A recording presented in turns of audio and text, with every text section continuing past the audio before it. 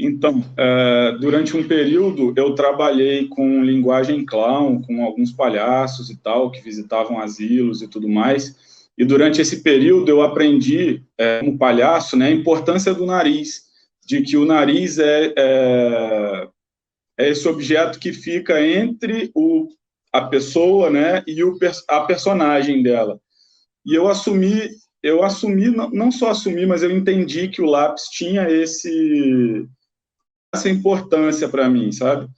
Que eu preciso desse momento de concentração e eu foco minha concentração nesse objeto, no lápis, como sendo esse objeto que fica entre mim, o Matheus cotidiano, e o Matheus profissional, que vai começar a trabalhar a partir daquele momento. Eu assumi que o lápis é esse objeto que promove essa transição para mim, porque eu percebi mesmo que ele já tinha essa função para mim.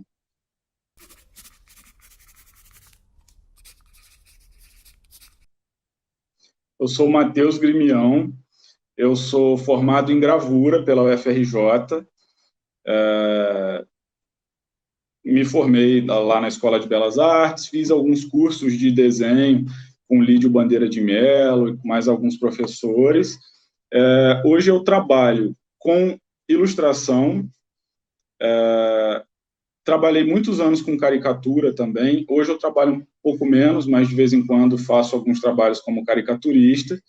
E sou cofundador e professor no Ateliê A3, que é um ateliê que eu tenho no centro do Rio, junto com meus dois amigos, Luana Manhães e Alex Neri.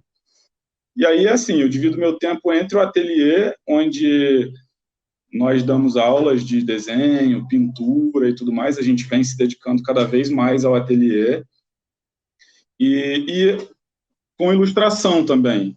Eu já trabalhei durante um período com ilustração de paleoarte, que é reconstruir animais em ambientes fósseis, foi um período bem legal também.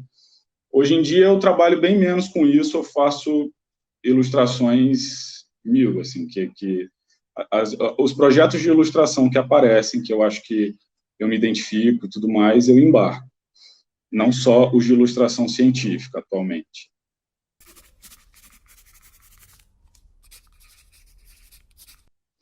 Então, eu tenho muitas memórias com lápis. Eu cresci no interior do Rio, numa cidade chamada Euclidelândia. É uma cidade muito pequenininha, rural. E lá, você imagina, uma criança na roça, né? O que não falta é atividade, é barranco, né, morro, boi, galinha. A gente tinha isso tudo à disposição, árvore, né? Os amigos para brincar na rua, não tinha horário de voltar para casa, a gente podia sair a qualquer hora de casa, se a mãe não encontrasse a gente em casa, não encontrasse a gente na rua, ela sabia que a gente estaria na casa de algum amiguinho, né? Então, assim, eu posso dizer com propriedade que as que eu tenho com o lápis não por falta de opção na minha infância, porque eu tinha um parque de diversões à disposição, morando no interior, e ainda assim eu passava muitas horas desenhando. Às vezes eu deixava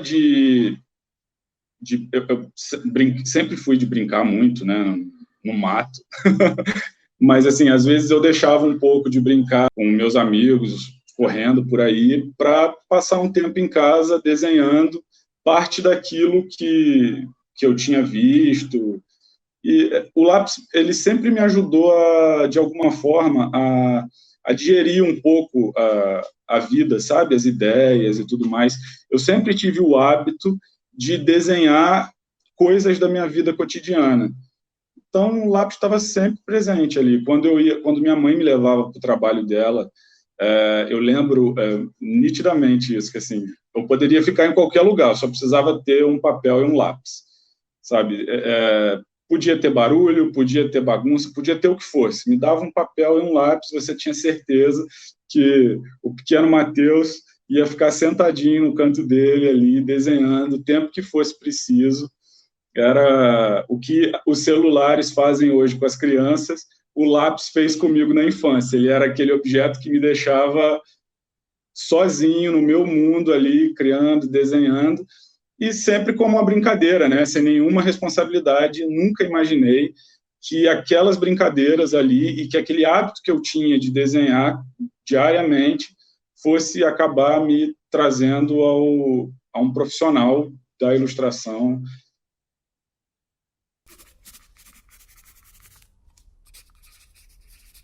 Por morar no interior também, o colégio era muito perto da minha casa, eu ia a pé, né, estrada de chão e tudo mais. E o lápis estava ali sempre presente, não só como um objeto que era fundamental, né, no aprendizado para escrever, né, e tudo mais, e ele ainda era parte do meu lazer. Na escola, as memórias que eu tenho são principalmente relacionadas ao início do ano, da compra de materiais, que eu acho que era a data mais feliz, assim, que marcava o início do ano, quando a gente tinha que comprar material, comprar aqueles lápis de cor, né? Aquele material que você ficava todo orgulhoso, encapando com aqueles plásticos depois para não estragar, marcando os lápis e as canetas com a primeira letra do nome, né? Eu tenho muito essa memória. E tem uma parte que é engraçada, assim, as pessoas que convivem comigo não imaginam que eu seja um pouco tímido e tal, mas eu sou tímido e tive uma infância bastante tímida também, apesar de sempre ter... É engraçado isso, né? São características que parece que não casam, mas eu sempre fui dessa forma, eu sempre fui muito falante, mas eu também era tímido. E eu não tinha coragem de desenhar na escola para mim. Na escola eu não conseguia ficar naquele momento introspectivo que eu, hoje em dia, são os momentos de ouro, né? Que é quando você, como profissional, está ali sozinho, com seu lápis, o seu papel, criando seus trabalhos. Na escola, eu não conseguia ter esse momento em que eu ficava completamente à vontade, sozinho ali com um lápis e que o mundo inteiro se apagava. Na escola, por conta dessa timidez, as pessoas me veem desenhando, e por conta dessa característica de fazer uma espécie de diário gráfico da minha vida desenhando, eu não sei, eu me sentia um pouco exposto quando as pessoas me viam desenhando. Então, eu nunca tive o hábito de desenhar na escola. As pessoas que conviveram comigo na escola me viam desenhando para os trabalhos, né? E os trabalhinhos eram aqueles trabalhinhos com maquetes e cartazes, são outras memórias também que me marcaram muito, porque eu adorava fazer os trabalhos, era quando eu me sentia muito bem, porque eu era aquele disputado para participar das equipes que faziam os cartazes, as maquetes e tudo mais, e eu não era disputado por outras matérias. Então, eu sempre gostei de ser disputado para participar desses grupos de criação. Mas fora esses momentos em que que eu precisava, para cumprir alguma tarefa, usar o lápis, né, usar meus materiais, eu não tinha esse momento de introspecção sozinho, com material ali, em que eu ficasse desenhando. Nem esse hábito que as pessoas têm de ficar desenhando na carteira, eu nunca tive. Eu sempre segurei um pouco isso. Eu me envergonhava em desenhar na frente dos outros.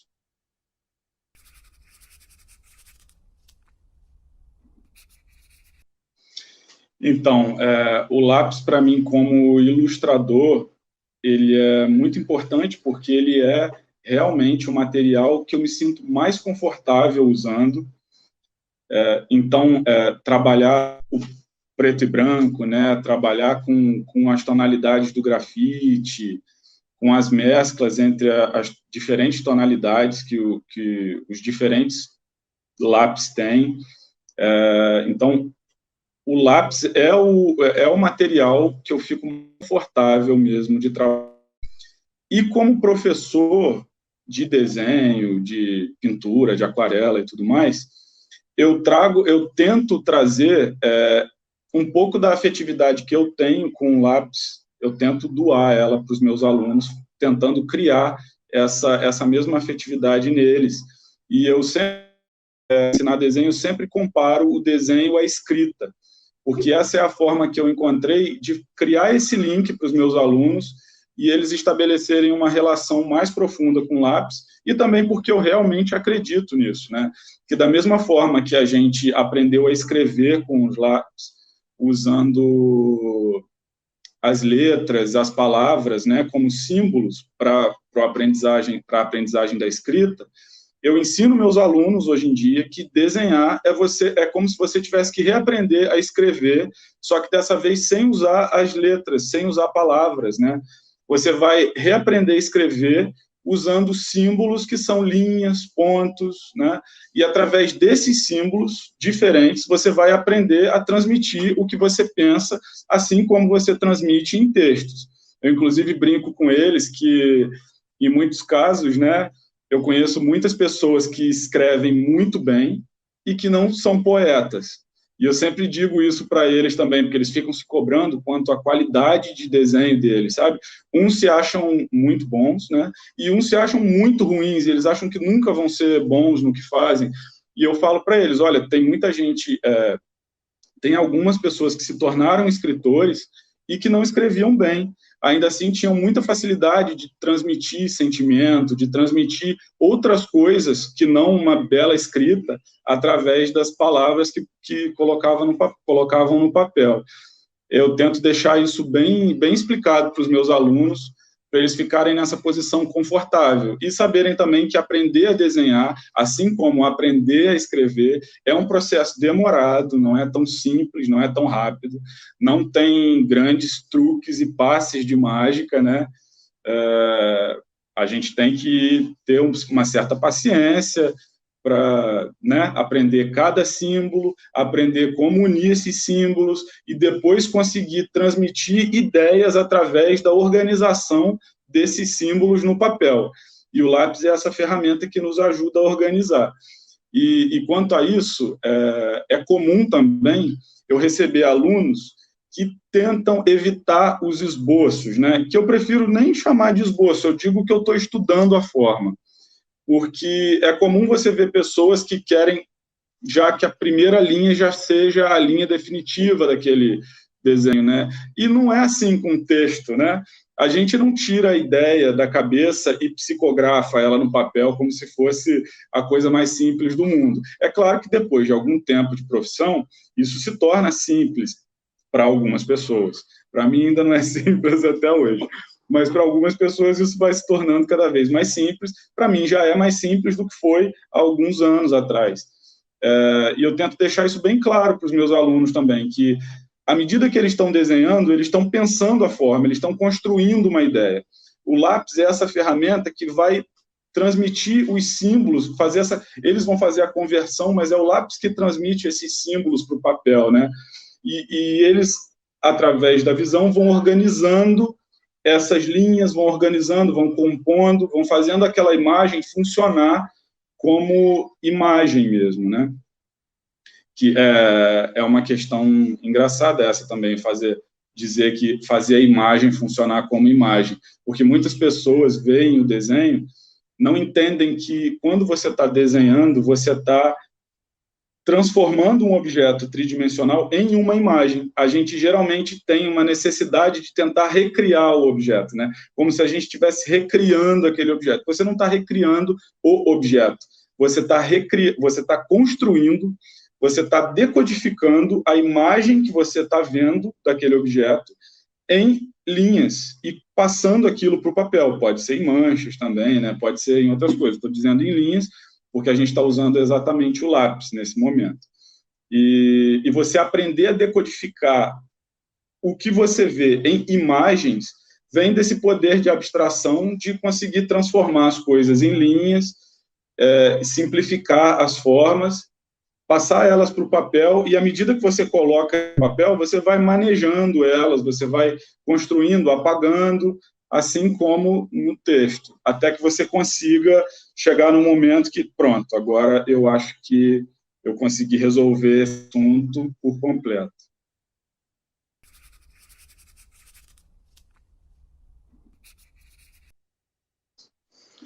O lápis como ferramenta social, eu vejo como um objeto de muita importância, principalmente pelo valor.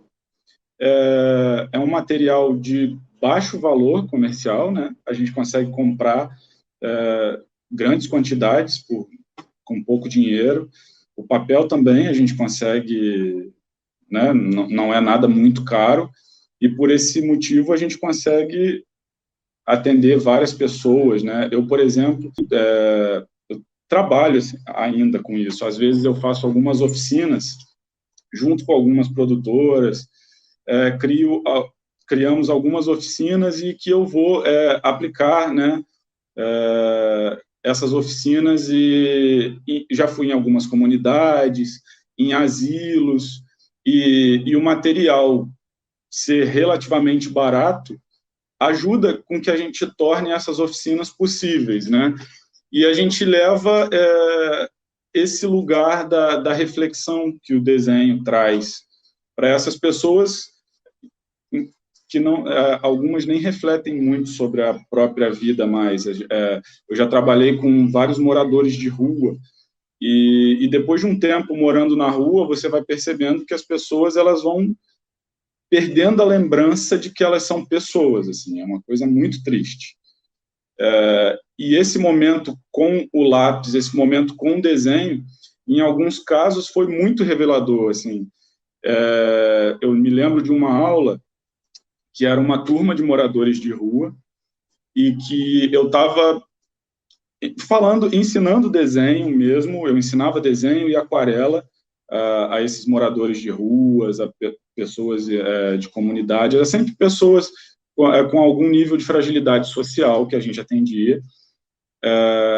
E aí, nessa turma onde eu desenhava com os moradores e ensinava, um deles começou a me falar sobre o desenho dele, e eram assim, falas muito complexas, ele explicando toda a simbologia do desenho dele, que era um desenho muito complexo, e as pessoas daquela instituição que observavam a gente pensando ficavam impressionadas, as pessoas emocionadas, e eu não entendia o que estava acontecendo, e aí quando terminou a aula, vieram me dizer que ele praticamente não fala, que raramente ouvem a voz, e que nunca tinham visto ele conversar com uma pessoa tão abertamente como ele conversou comigo, por conta daquele momento que nós propiciamos para ele, daquele isolamento, né, que ele conseguiu a partir do lápis, a partir daquele momento de introspecção, onde ele desenhava e refletia sobre a vida dele de alguma forma.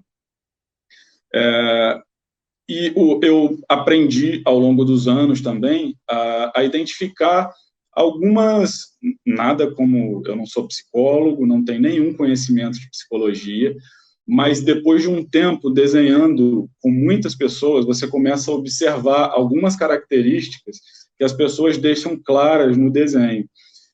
Eu costumo, inclusive, nas minhas aulas, na primeira aula que eu dou, peço para a pessoa fazer um desenho sem olhar para o papel enquanto ela desenha, porque aí ela consegue imprimir algumas características dela no traço que me ajudam a entender como eu devo lidar com ela. E é muito comum nas aulas encontrar pessoas, às vezes, que não têm, por exemplo, meninas que sofreram de alguma forma, que são colocadas para trabalhar muito cedo, que são muito presas em casa. Às vezes, quando elas se deparam com uma folha de papel e o lápis ali, elas não conseguem, elas não têm a agressividade necessária para riscar o meio da folha, por exemplo. Elas desenham nas beiradinhas do papel e nunca chegam no meio, sabe? Não sei explicar o porquê disso, mas são sempre pessoas muito tímidas, pessoas com algum tipo de trava, são pessoas difíceis de acessar. Geralmente, o desenho das pessoas me ensina como eu devo lidar com elas, principalmente quando são crianças. À medida que eu vou vendo eles desenharem, eu aprendo mais como eu devo lidar com eles, como eu devo corrigi-los, né? Em alguns momentos eu devo deixar fluir, eu não devo me intrometer naquela criança que está ali conseguindo colocar para fora alguma coisa com lápis e papel. Várias situações muito curiosas aconteceram durante esse tempo de trabalho social, né, que usava as aulas de desenho. E uma vez eu encontrei eu conversei e dei aula para um senhor que ele tinha 70 e poucos anos e ele nunca tinha pegado num pincel, por exemplo, assim. Ele já tinha usado lápis na vida, apenas para trabalho, sabe? Ele desenhava com toquinho na infância dele, né, com um pedaço de tijolo e tudo mais, mas por conta de uma infância muito pobre, ele não tinha o objeto lápis para desenhar como lazer. E mais tarde ele passou a usar o lápis, ele não foi para a escola, né, não foi alfabetizado.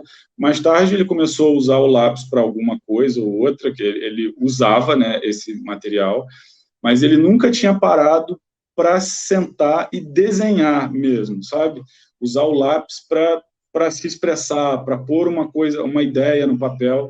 Ele nunca tinha usado. Foi muito emocionante poder ensinar desenho para uma pessoa com esse histórico de vida. E eu conheci nessas oficinas de desenho histórias muito complexas, assim, histórias muito diferentes de vida de pessoas que não têm contato com essa ferramenta que é muito simples, que é o lápis, e que ajuda tanto a gente, né? Porque em alguns momentos a gente só tem esse momento que a gente está com lápis e com papel, né? A gente só tem esse momento de introspecção.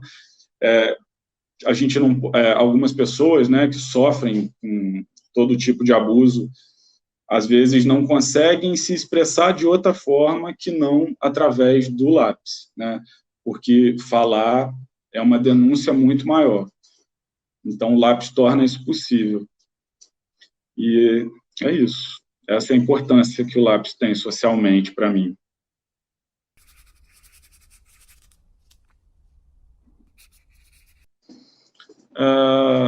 Eu gostaria de apresentar também meu ateliê para vocês, quem tiver curiosidade. É o ateliê A3, é o ateliê que eu tenho com dois meus grandes amigos, a Luana Manhães e o Alex Neri, e lá a gente dá aula de desenho, pintura, é um ateliê que a gente tem no centro da cidade, pertinho do metrô. Logo que a pandemia acabar, vai ser fácil de chegar. Enquanto a gente estiver na pandemia, eu estou dando aulas virtuais, que eu achei que fosse ser impossível de dar, mas a necessidade financeira fez a gente aprender muito rapidamente como dar aula usando câmeras em casa. E, por incrível que pareça, a coisa começou a funcionar a ponto de eu ter pedido de alguns alunos para que eu continuasse com algumas aulas virtuais, mesmo quando voltasse às aulas físicas. E tiveram possibilidades diferentes também nas aulas virtuais que eu não imaginei que teria, como a possibilidade que eu tenho de trabalhar em cima dos trabalhos que os alunos me mostram e tudo mais através da tela. Possibilidades bem legais também de inserção de trabalhos de outros artistas, de falas de outros artistas, de várias imagens que às vezes a gente não consegue levar tudo para a sala do ateliê. Estou morrendo de saudade da sala do ateliê, eu e meus sócios, né, e amigos, nós todos estamos morrendo de saudade. De vez em quando eu dou uma passada lá para ver se está tudo ok, dou uma organizada, limpo aqui, limpo lá, mas a gente fica assim louco em casa para voltar logo para poder dar aula, até porque algumas pessoas não se adaptaram às aulas virtuais e só conseguem mesmo ter aulas lá direto no ateliê, fisicamente. E a gente ainda não conseguiu voltar, agora a gente está, bora cumprir bem esses isolamentos todos para que a gente possa logo, o quanto antes, conviver em sociedade de novo, né?